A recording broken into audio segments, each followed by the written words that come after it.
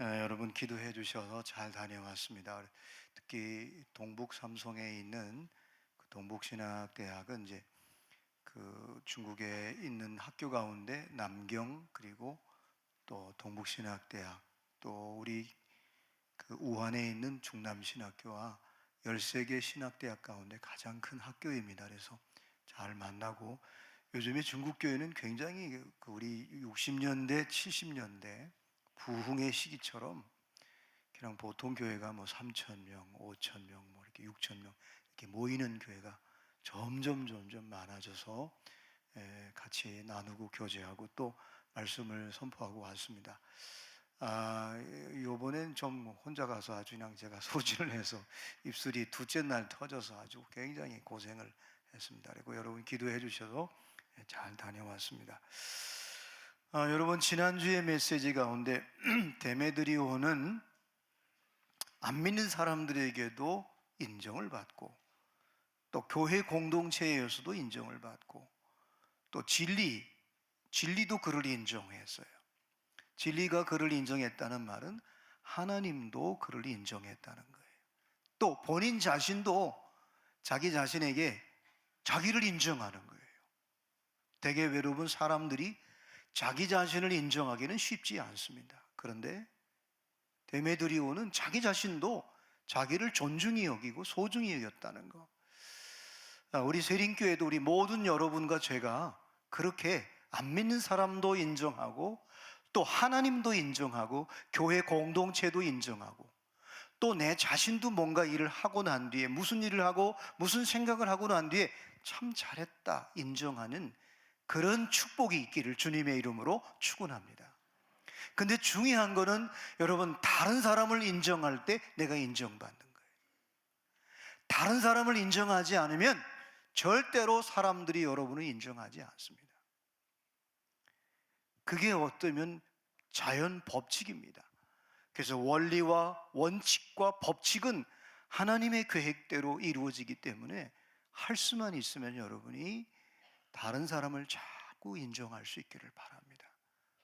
부족한 게 보이고 또 연약한 게 보이면 그거는 하나님께서 나로 하여금 제사장이 되어서 그 사람을 축복하고, 그 사람에게 위해서 중보기도 하고, 그 사람을 세우게 해달라고 기도할 때 하나님께서는 저와 여러분을 서로 인정할 줄로 믿습니다. 오늘 본문에 우리 목사님께서 귀한 말씀을 이렇게 봉독해 주셨는데, 32절 말씀에 보면 긍휼이라는 말이 나옵니다. 하나님이 왜 이렇게 이 시대가 불순종하고 있는데 왜 그냥 가만히 두시는가? 어느 때는 저 악한 사람들을 하나님이 한 번 좀 손을 대서 역사의 수레바퀴를 돌리시는데 왜 그냥 두는가? 우리가 이제 궁금할 때가 있단 말이야. 근데 결론은 오늘 사도 바울이 그들을 그냥 그 불순종하는데 가두어 두는 이유는 모든 사람을 하나님이 긍휼히 여기기 때문이라는 거예요. 긍휼히 여기는 거예요. 거기에 하나님의 눈물이 있다는 거예요. 오래전부터 우리 한국교회도 중보기도 팀들이 세븐마운틴이라고 하는 이 나라에, 또 전 세계에 어느 나라든지 정치계가 있고 경제계가 있고 교육계가 있고 예술계가 있고, 또 지금은 모두 다 이렇게 뉴스를, 매스미디어를, 영화라든가 드라마라든가 이런 매스미디어가 다 있습니다. 또 전 세계마다 좀 뭐 가정이 있습니다. 그리고 전 세계 교회가 다 형성되어 있습니다. 이 세븐 마운틴을 중보기도자들이 7개 산을 우리가 중보기도한다고 해서 우리 한국에도 예수전도단을 중심으로 또 우리 한국 교회 모든 교회들이 그렇게 중보기도합니다. 한 나라의 정치계를 위해서 하나님 정의가 강같이 흐르게 해달라고 아모스 선지자가 얘기했던 것처럼 정치계, 경제계는 이렇게 분배, 공평하게 많이 번 사람들이 나누고 섬길 수 있게 해달라고, 그 경제계를 위해서 그렇게 기도합니다. 또 교육은 지식으로만 가는 것이 아니라 학교 선생님이나 배우는 학생들이 지혜를 달라고 그 교육계가 지혜가 있어야 되지 않겠냐, 그렇게 중보기도를 합니다. 또 여러분이 잘 아시는 대로 매스미디어는 이 정직하지 않거든요. 가짜 뉴스가 많아요. 또 가짜 사기치는 기자들이 많습니다. 그래서 할 수만 있으면 매스미디어는 정직함을 달라고, 예술은 거룩함을 달라고, 특별히 저와 여러분이 가정에서 자녀들을 양육하고 가정에서 건강한 자녀는 사회를 건강하게 만들기 때문에 가정에는 사랑이 늘 흐르게 해달라고, 특별히 교회는 긍휼, 하나님의 눈물, 하나님 아버지의 마음, 이 긍휼을 달라고 전 세계 이 세븐 마운틴 7개 산을 정복하는데 그 가운데 하나가 교회인데, 교회는 긍휼이 있어야 된다는 거예요. 예수님도 그렇게 말씀하셨습니다. 긍휼이 없는 사람은 긍휼 없는 심판이 있다고 그랬습니다. 이 긍휼은 하나님 아버지의 마음입니다. 하나님 아버지의 마음. 부족한 사람을 보면 내가 품어야겠구나. 우리 인간은 부족하고 자기를 향해 불편함을 주는 사람이 있으면 바로 반응하게 되어 있습니다. 그런데 하나님 아버지의 마음을 가진 사람은 처음에는 상대방이 나를 불편하고 나도 쪼이기 때문에 반응할 수 있지만, 그답 주님의 마음을 품은 사람은 리스판스, 응답하게 됩니다. 그를 위해서 긍휼히 여기는 마음이 생깁니다. 긍휼히 여기는 마음. 그래서 그를 위해 기도하게 되고, 그가 왜 저렇게 인격적으로 저렇게 행동을 하는가, 행동을 문제 삼지 않고 그렇게 행동한 원인을 향해 하나님께 아버지의 마음을 가지고 그를 품게 됩니다. 그래서 모든 교회와 특별히 하나님의 사람들이 제사장의 마음을 가지면 그를 품게 됩니다. 기도로 품기도 하고 때로는 사랑으로 품기도 하고. 그래서 여러분이 지난주에 말씀을 나눴듯이 데메드리오는 부족한 사람, 연약한 사람, 심지어는 교회 밖에 안 믿는 사람들까지 그를 다 품는 거예요. 그 말을 한마디로 모두를 인정하는 거예요. 인정하니까 세상 사람들도 그를 인정하고 교회도 인정하고 하나님도 인정하고 자기가 행동한 것을 자기 스스로도 참 잘했다, 자기 자신한테도 격려하는 거예요. 자기 자신의 생각과 자기 자신의 마음 씀씀이와 자기 행동을 자기가 인정하는 거예요. 참 잘했다. 내가 한 것이 아니라 주님의 힘으로 감당했기 때문에 자기를 인정하는 거예요. 그래서 여러분이 아시는 대로 현재 내가 사랑을 가지면은 다른 사람의 과거를 회복시킬 수 있습니다. 그게 믿음입니다. 어느 때는 저 사람이 신뢰가 가지 않아요. 내가 저 사람하고 계속 함께 동행해야 될까? 그럴 때 사랑으로 그 사람을 바라보면 그 사람을 믿게 됩니다. 아, 저분이 믿음이 부족하구나. 여러분, 그래서 사도 바울이 믿음, 소망, 사랑이 세 가지는 항상 있을 것인데 그 중에 제일은 사랑이라고 말한 이유는, 저와 여러분이 현재 사랑을 놓치지 않으면 내 과거도 상대방의 과거도 믿으면, 믿음으로 그 사람을 품으면 그 사람의 과거는 분명히 회복될 것입니다. 여러분이 사람을 사랑하지 않으면 그 사람의 미래에 대해서 축복하지 않습니다. 부족함을 보면 저 사람은 미래가 안 보일 것 같습니다. 그런데 사랑하면 그 사람에게 소망을 갖게 됩니다. 그래서 사랑은 믿음과 소망을 연결시켜주는 끈입니다. 사랑하면 길이 보이는 것입니다. 할렐루야. 그래서 사랑을 놓치면 다 놓치는 것입니다. 이 시대가 왜 피곤합니까? 이 시대가 힘든 이유는 사랑이 없기 때문에 그렇습니다. 사랑하는 사람 한 사람만 있으면 그 사람은 절대로 과거도 미래도 회복이 됩니다. 그래서 여러분이 아시는 대로 요즘 현대인들은 자꾸 자기 문제가 해결되기를 원해요. 자기 문제가 해결되기를. 그리고 어떻게든지 위로받으려고 해요. 근데 이 세상의 구조는 위로받기가 어렵습니다. 오직 복음만이 그 사람을 위로할 수 있고 그 사람의 모든 것을 품을 수 있기 때문입니다. 까닭은 우리 인간은 시간을 과거, 현재, 미래로 나누지만은 하나님은 영원부터 영원까지 하나로 딱 연결되어 있습니다. 그래서 하나님의 영원이 우리를 품어버리면 과거도 회복되고 현재도 회복되고 미래도 회복되는 것입니다. 하나님은 오직 영원밖에 없습니다. 저와 여러분이 과거가 영원으로 이어지면 과거도 회복되고, 저와 여러분이 소망이 없고 희망이 없는 사람도 하나님의 그 영원성과 연결된 사람은 그 미래도 열리게 되는 것입니다. 그래서 복음만이 이 시대를 치유할 수 있고 이 시대를 만져줄 수 있고 이 시대를 온전하게 할 수 있다는 것, 그것이 바로 저와 여러분이 믿고 있는 복음입니다. 그래서 복음을 잃어버리면 사실은 어떤 면에서는 다 잃어버리게 됩니다. 최근에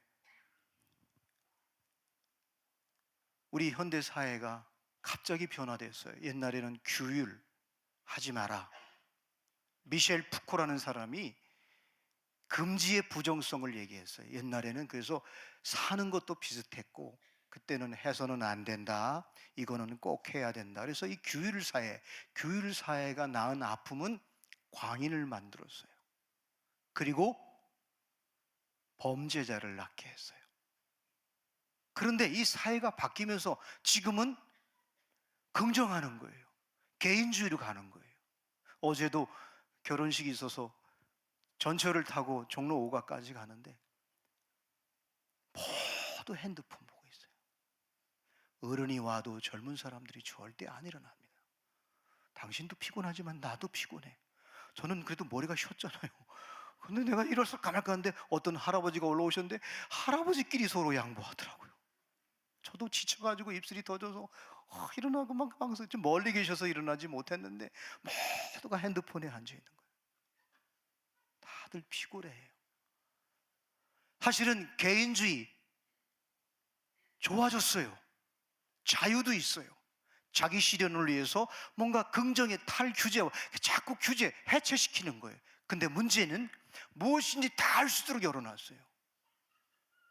그런데 문제는 이 사회가 개인주의로 가면서 이 사회가 어떻게 되냐? 성과주의로 바뀌어버렸어요. 성과주의는요, 현대인을 굉장히 피곤하게 만듭니다. 내가 성과를 못 내면 내가 낙오자가 되는 거예요. 그래서 우울해져요. 아니, 저 사람은 저렇게 열매를 맺는데. 요즘에는 조금만 게을러도, 조금만 늦어도 여러분 추월당합니다. 그러다 보니까 우울한 거예요. 갈수록 비교의식이 커지는. 옛날에는 사는 게 비슷비슷했어요. 근데 지금은요, 너무 격차가 나요. 심지어는 신앙에도 오래 믿은 게 중요한 게 아니에요. 오늘 믿은 사람이 갑자기 하나님의 은혜와 하나님의 능력을 경험하는 거예요. 옛날에는 비슷비슷했어요.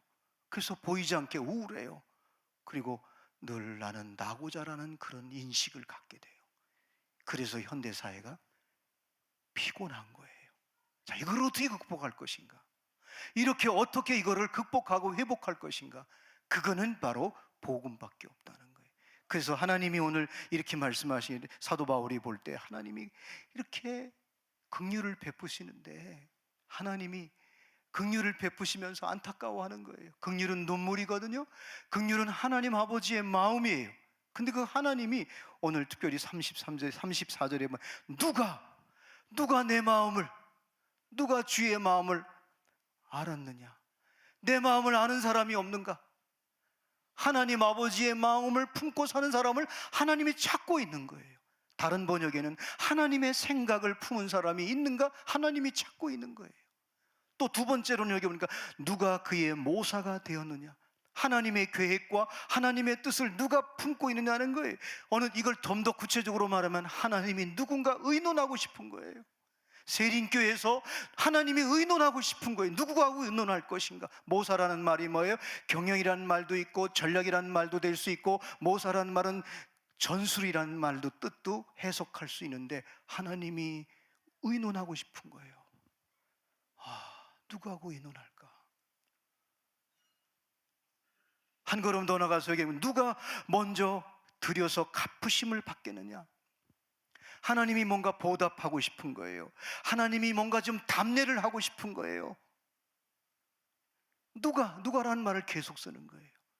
이렇게 긍휼한 마음을 가지고 이 시대를 하나님이 지키고 있는데 누가 좀 내 생각과 마주치는 사람, 내 생각과 같은 생각, 누가 내 마음을 같이 이해하는 사람. 그래서 지난주에 제가 너무 답답해서 저 자신도 답답하고 우리 조은영 셀장들과 함께 하나님의 마음이라는 주제를 가지고 60분 동안 강의를 같이 나눴어요.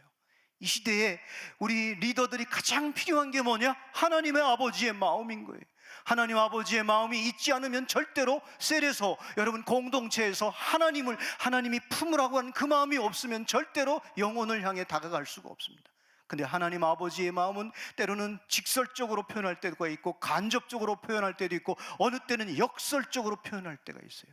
어느 때는 눈물도 있고, 여러분 노아 홍수가 뭡니까? 그건 하나님의 눈물이에요. 현상적으로는 비인데 하나님의 눈물인 거예요. 하나님이 창조한 인간이 타락해서 인간의 모습을 버려버렸어요. 그러니까 하나님이, 그건 표면적으로는 비였지만은 이면적으로는 하나님의 눈물이에요. 한없이 40일 동안 그 영혼들을, 사람들을 당신이 창조한 것을 심판하는 그 하나님 아버지의 눈물을 40일 동안 흘려서 결국 은혜를 입은 노아의 가정을 구원하는 거예요. 직접적인 하나님의 표현, 또 간접적인 하나님 아버지의 마음. 어느 때는 울기도 하시고 어느 때는 기뻐하시기도 하고 어느 때는 속상한 거예요. 여러분, 그래서 리더는 하나님 아버지의 마음을 갖고 있으면 셀 공동체에 눈물이 필요한 사람을 내가 같이 울어줄 수 있고, 상처가 있는 사람을 내가 끌어안고 갈 때 아프죠. 힘들죠. 그렇지만은 그를 안고 갈 때 하나님 아버지가 내 마음이 되고 내 마음이 하나님 아버지의 마음이 되어서 그를 치유하는 거예요. 그를 회복하는 거예요. 그를 붙잡아 주는 거예요. 사실은 여러분, 예수를 믿는 사람이나 안 믿는 사람이나 인간의 깊은 심층의 고민은 세 가지예요. 첫 번째는 나는 누구인가? 나는 어디서부터 왔는가? 또 나는 어디로 가는가? 여러분, 동물에게는 무덤이 없습니다. 식물도 무덤이 없습니다. 광물도 무덤이 없습니다. 근데 만물의 영장이라고 하는 인간만이 동서고금을 막론하고 전 세계 미개국이나 선진국이나 가난한 나라나 모두가 무덤이 있습니다. 무덤이 있다는 말은 뭐예요? 인간이 죽고 난 뒤에 그 사후세계가 있다는 거예요. 그거를 반증해 주고 있는 거예요. 내가 죽으면 내가 어떻게 그 다음 세계가 열릴 텐데, 여기 인생을 살면서 우리는 영생을 준비하는 기간이잖아요. 어머니 뱃속에서부터 10달 동안, 때로는 9개월 동안 태생은 인생을 준비하는 거라면, 인생을 사는 저와 여러분은 영생을 준비할 것인데, 어떻게 내가 죽어서 주님 앞에 섰을 때 어떻게, 그러면 지금 내가 인생을 사는 무엇을 할 것인가? 이 세 가지 질문은 저와 여러분뿐만 아니라 솔직히 말해서 안 믿는 사람들도 다 고민하고 있어요. 이 세 가지 질문이 우리 사람들의 마음 깊은 곳에, 심층에 고민하고 있는, 고뇌하고 있는 것입니다. 근데 이 세 가지 질문은 오늘 설교 제목이 생명, 내가 어디서부터 왔는가? 계명, 내가 어떻게 살아야 되는가? 무엇을 하고 살아야 되느냐? 그리고 사명, 나는 어디로 갈 것인가? 이 세 가지의 질문입니다. 그래서 설교 제목으로는 생명, 계명, 사명이라고 정해봤습니다. 저와 여러분의 생명은 소중한 생명입니다. 한번 따라했으면 좋겠어요. 나는 작품이다. 70억 가운데 유일하게 여러분 딱 한 사람입니다. 우리는 상품이 아닙니다. 여러분, 오늘 이후부터 여러분은 작품이기 때문에 함부로 어디다 코드 꽂지 마세요. 하나님이 70억 가운데 유일하게 딱 하나입니다. 지문도 다 다릅니다. 상품은 여러 개 만드는 거예요. 거기다 또 짝퉁도 있잖아요. 작품은 유일하게 하나예요. 너무나 고귀한 겁니다, 여러분. 이 생명은 고유한 것이고 고결한 것이고 찬란한 것입니다. 여러분, 저와 여러분을 스스로 소중히 여길 수 있기를 주님의 이름으로 축원합니다. 여러분이 사랑하십시오. 왜냐하면 하나님이 나를 너무너무 사랑하기 때문에 이제는 여러분, 코드를 아무데나 꽂지 마십시오. 취미를 갖더라도, 말 한마디를 하더라도 여러분이 정말 고귀한 생명, 작품같이 말하고 작품같이 행동할 때 저와 여러분을 통해서 하나님이 표현될 줄로 믿습니다. 이 고귀한 생명.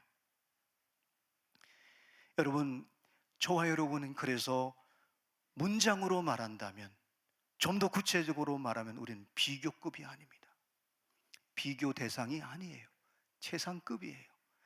유일하게 하나예요. 이 생명. 그래서 예수님이 이 땅에서 십자가를 지실 때 내가 다 이뤘다고 한 말은 우리가 가지고 있는 이 생명을 가지고 뭐든지 다 이룰 수 있습니다. 예수님의 이름으로, 예수의 생명으로, 부활 생명으로 저와 여러분이 뭐든지 이룰 수 있습니다. 그 생명을 저와 여러분이 예수 그리스도를 영접함으로 말미암아 우리 속에 형성된 것입니다. 이거는 바꿀 수가 없고 비교될 수도 없고 가장 소중한 작품이라는 사실을 여러분이 잊지 마시기를 주님의 이름으로 축원합니다. 생명, 소중한 생명. 근데 이 생명은 놀랍게도 여러분이 계명을 하나님이 주셔서 이 생명으로 계명을 지키면 하나님이 반드시 약속하셨어요. 내가 복을 주겠다. 근데 복이 목적이 아니에요. 복은 뭐냐?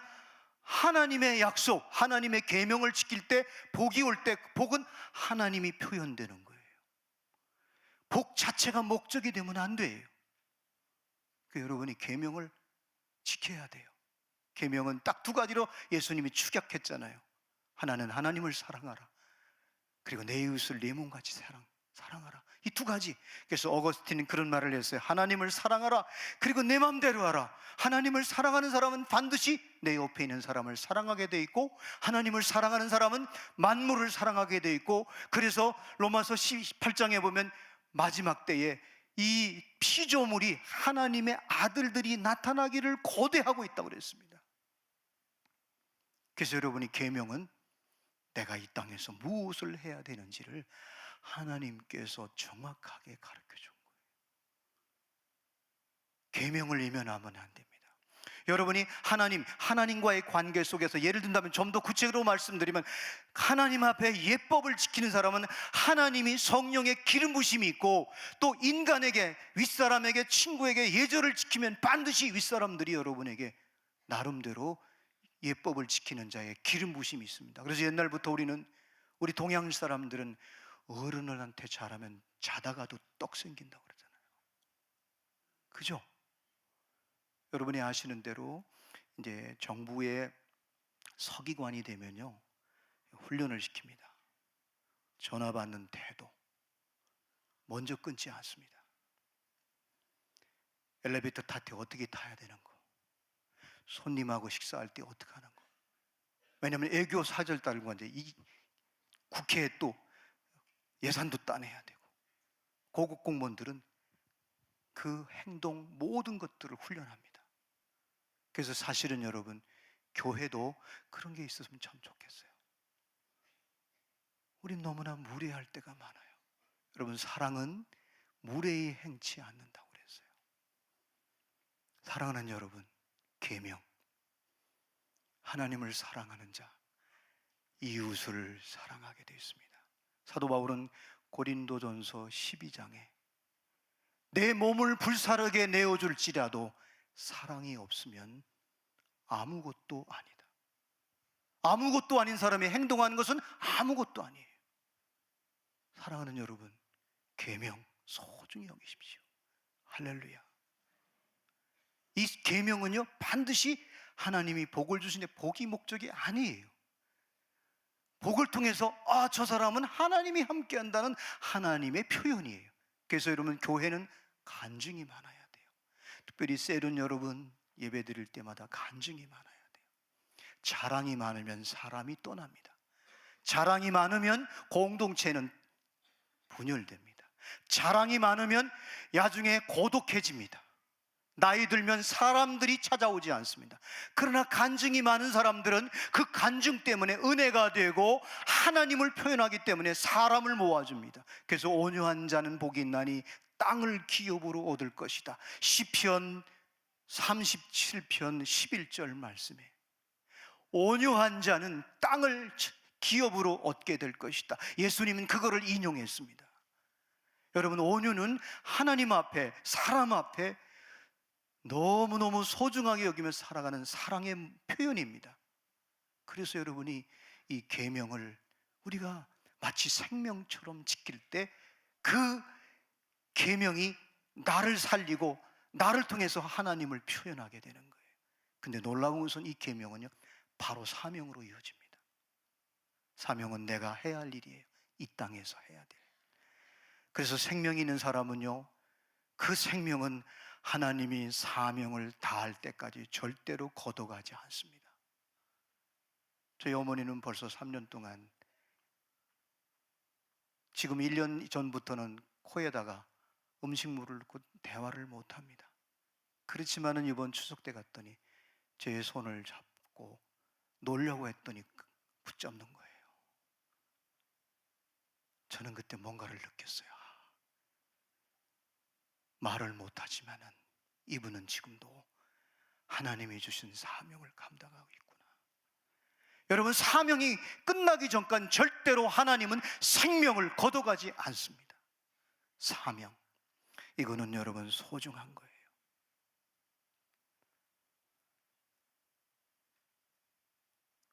생명을 주신 목적이 사명이기 때문입니다. 그래서 이 사명은 다스리는 거예요. 땅을 생육하고 번성하라, 땅에 충만하라, 그리고 다스리라고 했습니다. 이 사명, 다스림의 사명은 뭐냐? 다른 사람이 잘 되도록 섬기는 게 다스리는 거예요. 모두를 잘 살도록, 모두를 나보다 더. 그래서 여러분이 교회는 스승이 많아야 된다고 그러잖아요. 스승은 뭐예요? 죽을 때까지 제자에게 자기 몸을 아끼지 않고 희생하는 거예요. 선생은 봉급 받은 것만큼만 일합니다. 선생이 많으면 안 됩니다. 선생은 가르치려고 합니다. 그러나 스승은 뭐예요? 끝까지 자기를 희생시켜서 성도들을, 셀 식구들을 끝까지 섬기는 거예요.